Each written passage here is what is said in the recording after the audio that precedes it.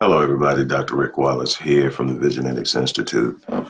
Dropping in on you, share something this morning. Hopefully, will give you some insight into ways that you can advance your intent for growth, your intent for effectiveness and success in establishing an ultimate level of performance in every area of your life, whether you're talking about your marriage, parenting, academics, entrepreneurship, finance, social impact, wherever you believe there's a need for you to be felt in this world, you have a responsibility to yourself to be the best that you can possibly be in that arena.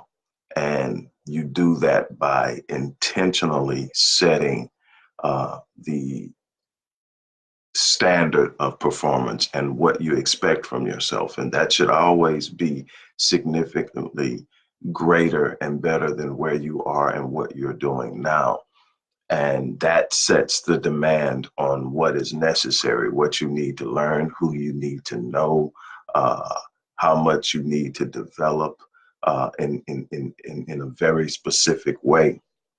And what I want to touch on here is a very simplistic truth that has been known, spoken, and practiced for millennia. And it's very, while very simplistic, so many people who still don't get it or just have been conditioned not to practice it in the best way to benefit them. So I'm going to talk to you today about the importance of how you think. You've heard it one way or another. You know, you are what you think.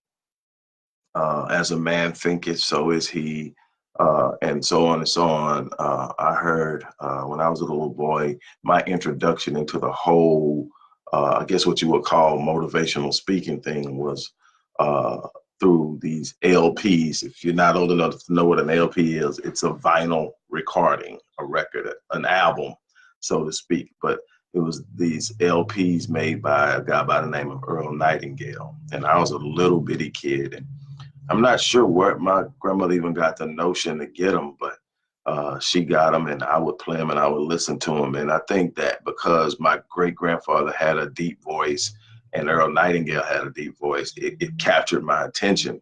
And it also gave what he said authority, because my grandfather was the ultimate authority in my life. And so I would listen to him, and he kept saying, one of the things he focused on so much when talking about the law of attraction or the power of thought, and all the other stuff that came primarily out of the studies of Napoleon Hill, was that you are what you think all day long. And what was he saying? He was saying that the thing you focus on the most, the thing you spend the most time entertaining in your thought processes is going to have the most massive impact, or the most emphatic impact on what you become. Because it's going to dictate your beliefs, it's going to dictate your behavior, your speech. It's going to control so much of your life at a subconscious level that it's going to produce whoever you become in the process. And so you are what you think all day long. So what does that mean? This is something that I teach consistently, is that where most people fail is that they fail to acknowledge, to see, or understand that their thoughts have physicality. Most people think of thoughts as this immaterial idea. Thoughts are just an immaterial idea, but what you fail to realize is your thoughts, first and foremost, actually emit energy. Every thought you have is going to emit energy at a specific frequency based on how the thought is interpreted. So if you have a thought, and that thought is in any way associated with something negative, it's going, I'm not going to get the job. My business is struggling. It's going to fail. All of these thoughts are negative, and that means they have a low frequency. They create a low vibration. They operate on the low end of the energy spectrum. And that energy is going to have an impact on your body. It's going to have an impact on the world around you. That's how you can walk in a room and be on a high and be brought down, because energy engages. And so if you have any vulnerability to that energy, you may be on a high now, but if there's some vulnerability to that energy, it'll bring you down. And so thoughts have the energy. So there's your physicality there.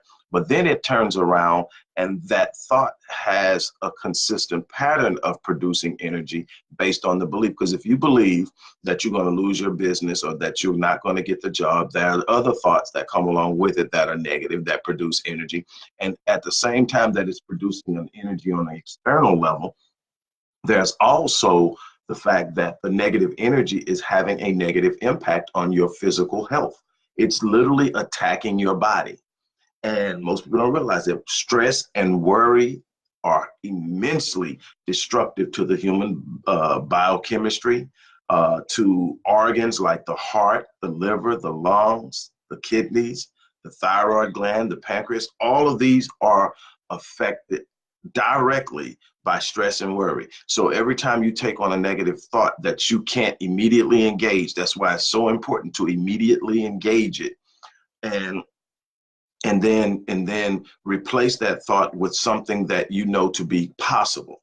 Now, it may be a little bit of a stretch to get you to see how it applies directly to you, but first just say it's possible. It's possible that I can get the job. It's possible that I can save my business. It's possible that I can save my marriage. It's possible that I can create financial stability, financial independence, financial freedom. It's possible because it's been done before. So I know it's possible. So I have to become the person who's capable. That's the difference. Tell yourself it's possible first. Then tell yourself you must become what is necessary to produce it. If it's possible, you can do it. Anybody can do it if you apply yourself. But first, you have to say it's possible. See, most people are going around and they're seeing their problems as being bigger than the solution that they have in their mind right now. And that may be the case, but that's not the only solution. You're locked into believing you have no room outside of the way you think. And that is producing this erroneous concept of failure being inevitable. Now, you're going to have micro failures. You're going to get knocked down. You're going to have setbacks. You're going to have delays. You're going to make decisions that don't work out the way you thought they were. That's all a part of growth. That's all a part of progress. That's a part of the process of moving forward. It happens to everybody. That's not an ultimate failure. Those micro failures are what are going to lead you to success because they are teaching you if you're willing to learn from them. They're teaching you what not to do. They're teaching you how to understand when you engage something. They're even teaching you to trust your intuition because there are going to be times that you're going to look at something, you're going to say, man, this doesn't seem right. But then you're going to calculate it and try to reason it in your mind. And you're going to say, okay, I can see how it can work. And you're going to go for it and it's not going to work. And you're going to start to learn. Trust that intuition, trust that thing on the in. You know, some people call it a gut feeling, intuition or whatever. But really what it is, it's the third eye. It's what God gave you to see beyond what the eyes can see. It's the thing that engages people before you can ever hear a word come out of their mouth and know who they are. Energy measures and checks energy. And that's the powerful thing about it. You can literally feel the energy of a person when you get close enough to them to know whether or not that's somebody you really need to be messing with. We've trained ourselves to use a checklist to override it. You know, they knew what they were talking about. And, you know, they had a firm handshake. They looked me in the eye.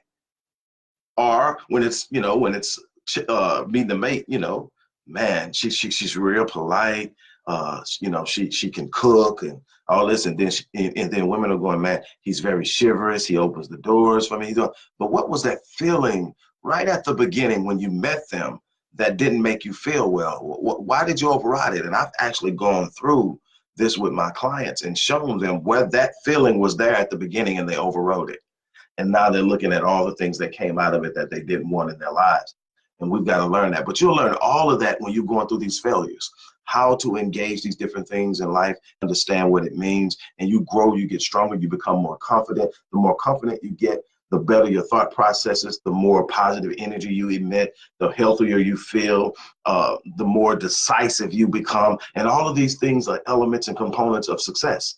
Being decisive. One of the biggest things I come across with people who are sitting there and can't make a decision. Make a decision. I don't care if it's the wrong decision. Make a decision. Why? Because you can always adapt to whatever you're into and change along the way. But if you don't make a decision, you're not moving. If you don't make a decision, you're not in the game. Most people are sitting around because they're afraid to make a decision because they're not sure if it's the right one. Nobody makes the right decision all the time. No one makes the right decision all the time. I've heard this story uh, that was told by General Norman Schwarzkopf. If you're not at least 30 something years old, you probably don't know who this guy is. He was I believe, 4-star general in the military, and he led the campaign in Operation Desert Storm in the early 90s to push Saddam Hussein in Iraq out of Kuwait. And he was the commander of that entire operation. And after it was over, it was such a success. He was being interviewed, and they were talking to him about being responsible for making so many decisions, and how does he know those decisions are right. And he tells a story about when he was a captain and he was working for a general, and a general was over this whole defense campaign, defense contract or something that was going on between the U.S. government and a private company. And that was a decision to be made, and they were at an impasse, and the general hadn't been in on it. So he didn't know all the details, but he was called in and they asked him. He sat down with him for 30 minutes. He heard both sides, and he said, do this. And so, everybody was looking around. It took 30 minutes. They had been going over this stuff for like a couple of years. And so Norman Schwarzkopf followed the general out, asked for permission to address him and speak. He said, go ahead. So he asked him, how could you make a decision on something that important with that little time? He said it needed to be done. He said, but what if it's wrong? He says, if I'm wrong, we change and correct it. But without making a decision, nobody's moving, nobody's getting anywhere. The decision needed to be made.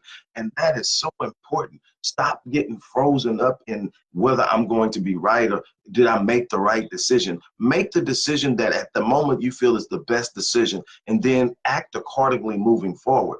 That's how you're going to make it in this life. Be decisive, be assertive, especially if you're in a role in a position of leadership. You can't be indecisive because it breeds a lack of confidence. It sends out energy that says you're not sure of what you're doing. And it's hard to get people to stand behind you and walk behind you when you don't know what you're doing. You don't have, now I'm not saying lead people off a cliff, but what I'm saying is give it the best chance, the best shot at understanding what's going on. Make a decision off of that. Then if you need to adjust. It's going to, matter of fact, in this century, literacy, and I heard this and I can't remember where I heard it from, but literacy is not going to be the people who can read and write.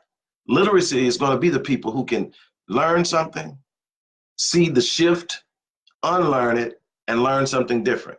Those are going to be the people who are literate in the sense of what it takes to make it in this world. It's going to be the ability to learn, unlearn, and relearn. Because things are changing that rapidly that what works today won't work tomorrow. And you got to be able to adjust. And so it's no different when you're making a decision. You make a decision. If it works, great. If it doesn't, you change.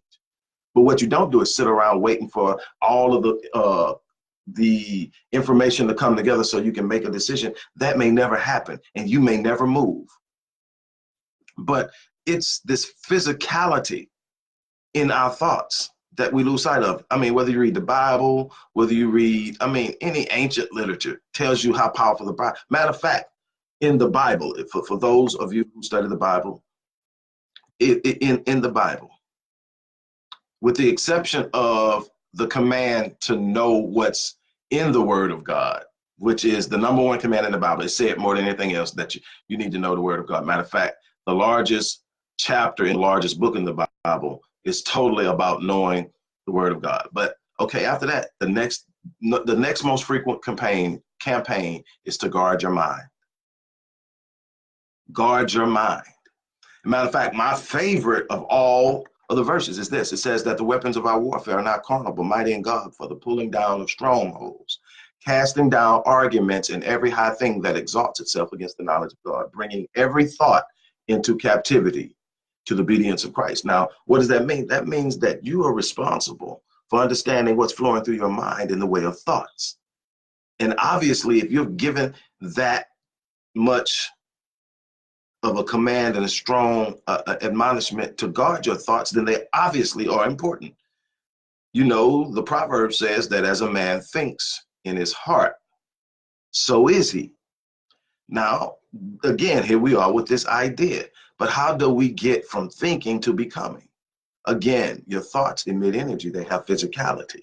They start to move the world. One of my favorite books is The Alchemist. And The Alchemist, this guy, Christian, he goes off after this thing that he's told exists in another country.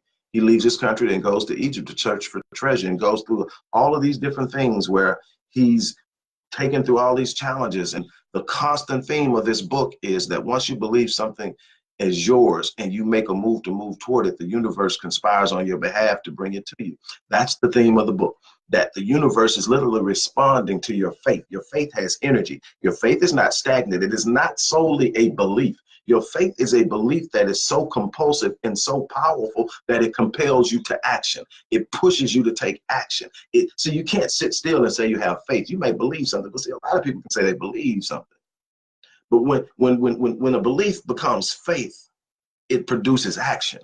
It produces an activity that is designed within its own self to produce what was believed to be possible. See, it's not just sitting there and saying, I believe. See, that's the easy part. It's believing at a level that says I can't sit still. It's believing at a level that I need to start this business. It's believing at a level that I'm going to sit down with my spouse and we're going to talk about these problems and we're going to work it out. It's believing at a level that I'm going to start to understand my kids and work with my kids instead of trying to dominate my kids. I'm going to produce kids that will be powerful, not frightened. And I'm going to step out of some of the old traditional movements that were taught to me because I see they aren't working the way I thought they were. I'm going to believe that I have the capacity to produce everything that I desire to produce, and I'm going to move toward it. I'm going to go into and do what I need to do to straighten out my finances. I'm going to build. If it takes a brick by brick process to build what I need to build, I'm going to do it because I believe it's possible. And I believe it belongs to me. I believe that I deserve it. I believe that I'm worth it. I believe that I was designed for something more than mediocrity and being average. So I'm going to rise up. I'm going to take on the challenge. I'm going to do what's necessary. See, I'm trying to get you to understand that your thoughts have physicality. See, it's not just something you do. We spend way too much time entertaining thoughts that are either empty, neutral. And see, let me explain something to you in life. When you get something and it seems neutral, it's a problem. Why? Because there's no such thing as stagnant. We live in a world that's dynamic. What does that mean? It's constantly in motion. It's always moving. It's never standing still. So when we get something we think is neutral, that means we're not moving forward. That means we're moving backwards. So if it's not working for you, it's working against you. Whether it's directly and forcefully working against you or it's simply not applying the force you need to move to where you need to do, it's working against you. Your thoughts have to be in direct alignment with the things that you say you want. Again, Earl Nightingale would always say, you are what you think all day long. So what are you thinking about? Are you thinking about how you're going to build a stronger financial center in your home? Are you thinking about how you're going to build a stronger marriage? Are you thinking about how you're going to build stronger and more powerful and prepare children to go out into a world and operate at a level in which they win more than they lose? Or are you sitting up thinking about how something's getting turned off, how something's getting lost, how are you going to do this, how this is going to happen to me? See, I tell you all the time, life isn't happening to you. Life is responding to you. Life will happen for you when you start to create the thoughts that you desire instead of focusing on the things you don't. You are becoming the thing you think about. Now, if you're thinking about how bad things are, that's what you're becoming. You're becoming the person that's living that life. That's going to be a constant part of your reality until you shift your paradigms, until you shift the way that you're thinking. Your thinking is setting the stage of the life that you're living, whether you want to admit it or not. It's not the person over there that you say doing this to you. It's not racism. It's not any of these things. Those are external forces that have no power over you if you know how to control your thinking. It doesn't mean that they don't exist. It doesn't mean that they're not a challenge that you have to face in life. What it means is that you were built to win. You were built to win. The designer didn't miss anything when God designed you. He didn't miss anything. The designer, the creator of this universe, established the ultimate consciousness of this universe, did not miss on the design. Now, over time, we've marred the design. We've toxified the design. We've allowed and contaminated the design with things that marginalize its productivity. But at the core of who we are, the design is still pure. We just simply have to strip away the things that don't belong. We simply have to re-strengthen the things that do. We simply have to apply ourselves to being who we were designed to be in the first place. And we'll find that the design is still prepared to perform. That's what I'm trying to get you to understand. Stop focusing on the external and letting that fuel your thoughts. Stop focusing on the external and allowing that to create your expectations. God meets you at the level of your expectations. God meets you at the level of your expectation. Okay, if you think a little differently, if you're on another spiritual plane and you're looking at oneness with the universe and the consciousness of the universe, then the universe meets you at the level of your expectation. If you just see life as this big game that you're playing and that's how you view life, then life meets you at the level of your expectations. No matter how you break it down, no matter how you define it, no matter how you interpret it, life, God, the universe, is going to meet you at the level of your expectations, never above and beyond. You are always going to get met with what you expect to happen. As you think, as you say, is what you will get. It's that simple. Guard your thoughts. Arrest thoughts that don't apply to what you desire and have set as the course and the goals of your life. If you see a thought that comes in, arrest it. Get people from around you who can't speak your language. Get people around you who are putting out negative energy. Get them from around you. Put people in your circle, in your periphery, who will speak your language. Put people in your periphery who will encourage you. Put people in your periphery who will challenge you. Put people in your periphery who will hold you accountable. But whatever you do, get the toxicity out of your circle, because that's draining you. You got to understand that before you can be what you were designed to be, you got to build you, develop you, and be everything that is required to accomplish what is intended in your design. And what that may mean sometimes is, as you progress and as you grow and as you get stronger and as your vision becomes more clear, you may have to disconnect from some people you love and tell them, I'll be back for you when I'm strong enough to lift you and show you without you destroying me. See, when you're first trying to get there, you got to be careful, because there's some people that's stuck in the tradition of thinking. It's people that stuck in the tradition of thinking from a position of poverty and lack. It's people stuck in a position of thinking from an individualized mindset that won't support real, true relationships. It's people who have this unbelievable mindset of selfishness and darkness and defeat. And that's all they known their entire life. And anything outside of that box of darkness scares them. That even though it's uncomfortable for them, even though it hurts, even though they can't feel fulfilled, it's all they know. And they will dump that on you every chance they get. You've got to clear yourself up. You've got to give yourself a chance enough that when you come back to them, your light is so strong that it immediately illuminates their life. They can't argue with it. They can't sit up and reason it out. They have to sit up and say, it's something you got, I want.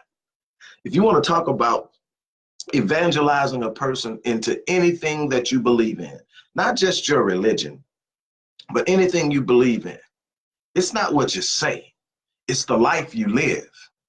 Let the life you live speak for you, and you'll have to say fewer words when you're talking about something you're trying to bring somebody into. When they can see where you've come from and look at where you've landed, they've got to ask why and what did you do? Tell me how you got there. And if you're talking about your relationship with God, let me explain something to you, and then I'm gonna get off of here. I'm gonna upset some people with this, but it's okay. I'm not in this thing for a popularity contest. Look, let me explain something to you. Those of you who claim God, and whatever faith you claim God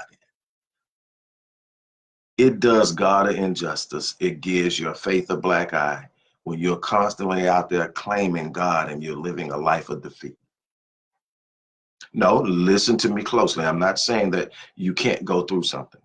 That's not what I'm saying. Everybody goes through things. Everybody experiences loss. Everybody experiences difficulty. That is not what I'm saying. What I'm saying is there's a difference in going through something and being defeated by it. See, you can look at a warrior, and even when they're in the darkest part of their battle, and it looks like there's no way possible to win, their head is up, their chest is out, their shoulders are square, and you cannot see defeat in their face. You can't see it in their eyes. You can't hear it in their speech. They believe until the very end that they're going to win. because winning is in their pedigree. See, when people are looking at you and you're talking about how awesome God is, but you're getting your butt kicked up and down the street each and every day, I don't know if that's something I want to get involved in. I can't see the win in that.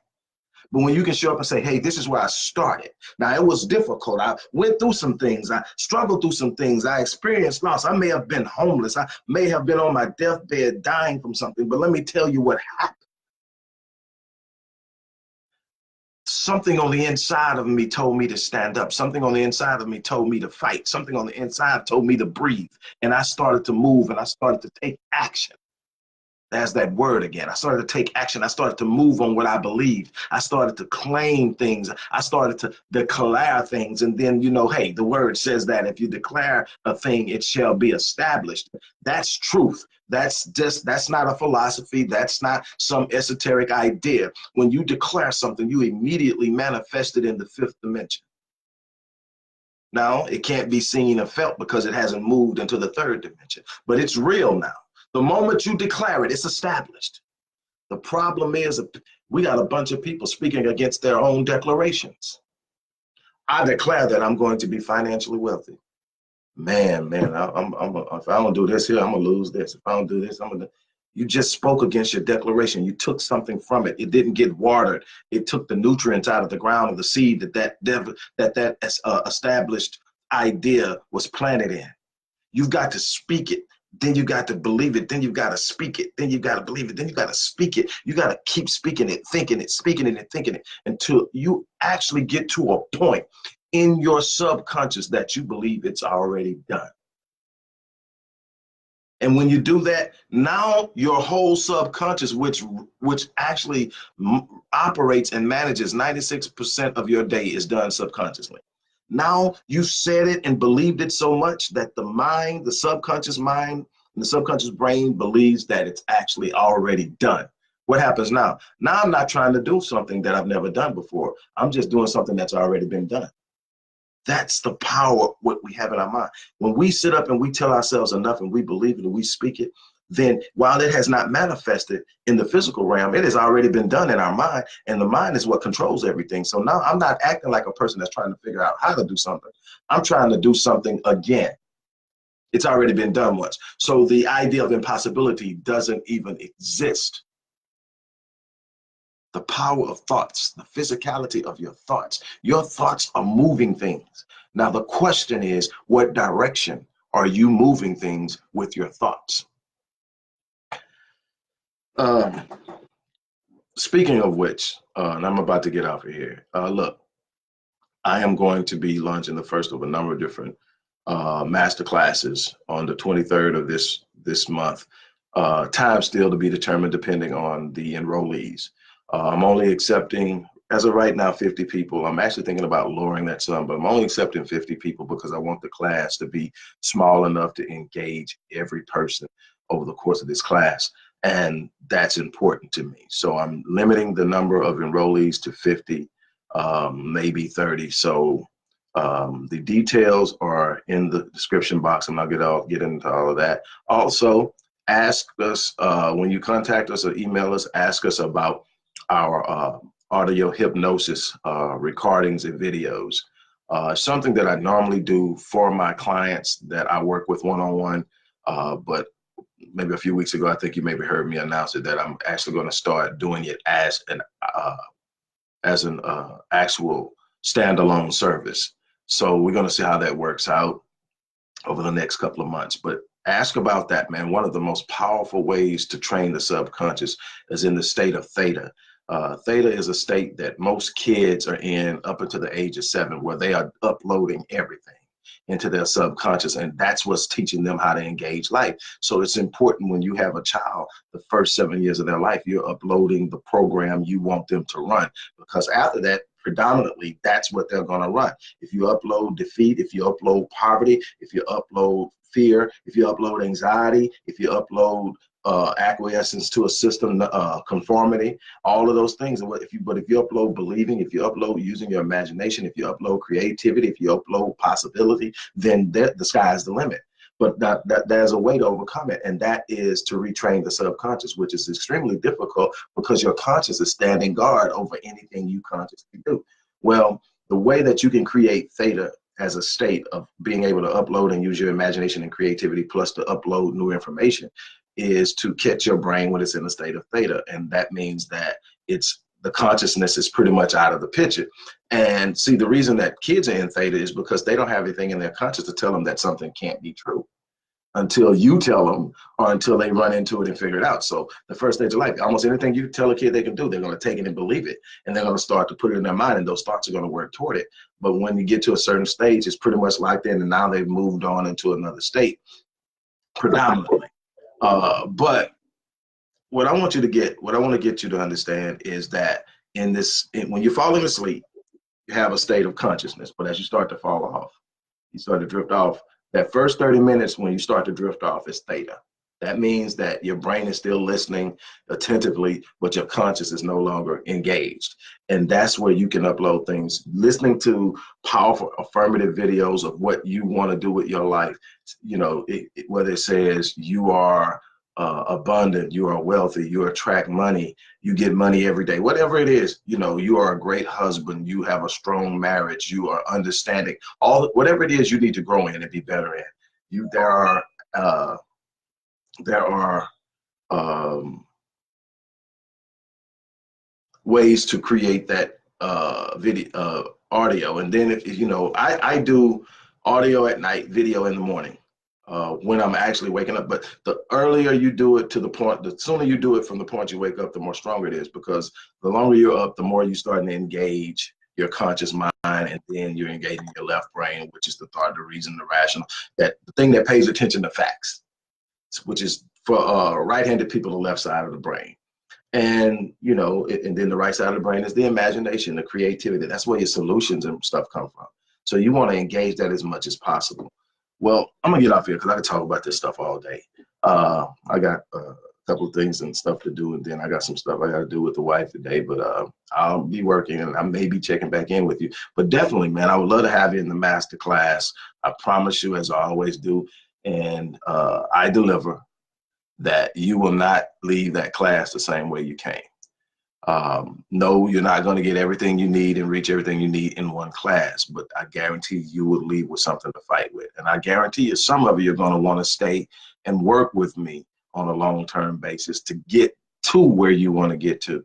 And those that have done that to this point will tell you, again, I deliver. It's what I do. And I, you know, find your passion. That's all I can tell you. Find your passion, because without passion, there's no way I can wake up and put in 3 or 4 videos like this a day, counsel 5 people a day, sit up and come up with programs, design programs, have written 20 books over the process of doing this and published 20 books, have written in the last 7 years more than 30,000 articles that are published as a freelance writer for, I mean, almost any site you can imagine. Not to mention the content I have to create for my sites, for my businesses that I have to create on a regular basis. You don't do that if you're not passionate about it. Trust me. Because I mean, waking up every morning, 4 or 5 o'clock, every morning. I mean, 7 days a week. Even when we're on vacation, I'm up. Sleeping in to me, my wife will tell you this, sleeping in to me is 7 o'clock. If I'm in the bed at 7, I slept in. If I'm in the bed and the sun comes up, I have a horrible day. I've got to beat the sun up.